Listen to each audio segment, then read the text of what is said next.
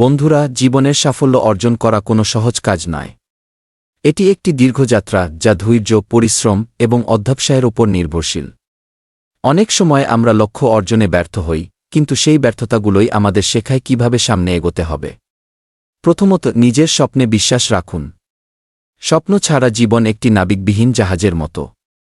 আপনার স্বপ্নই আপনাকে পথ দেখাবে এবং সামনে এগিয়ে নিয়ে যাবে। দ্বিতীয়ত, কাজকে ভালোবাসতে শিখুন। যখন আপনি যা করেন তা ভালোবাসেন, তখন কাজ আর কাজ থাকে না, এটা হয়ে ওঠে আপনার আবেগ। সেই আবেগই আপনাকে দিনের পর দিন পরিশ্রম করতে উৎসাহিত করবে। তৃতীয়ত, ব্যর্থতাকে ভয় পাবেন না। ব্যর্থতা জীবনের অংশ, কিন্তু তার মধ্যেই লুকিয়ে আছে সাফল্যের বীজ। প্রতিটি ব্যর্থতা থেকে শিখুন এবং আরও শক্তভাবে ফিরে আসুন। সর্বশেষে, ধৈর্য ধরুন। সাফল্য রাতারাতি আসে না। এটি একটি সময়সাপেক্ষ প্রক্রিয়া, কিন্তু যখন আপনি আপনার লক্ষ্যে অবিচল থাকবেন, তখন সাফল্য আপনার কাছে আসবে। স্মরণ রাখবেন, সাফল্য তাদেরই ধরা দেয় যারা হার মানতে জানে না। আজ থেকে আপনার জীবনের প্রতিটি দিনকে সাফল্যের পথে একটি নতুন ধাপ হিসেবে দেখুন। এগিয়ে যান, কারণ আপনার সাফল্য অপেক্ষা করছে।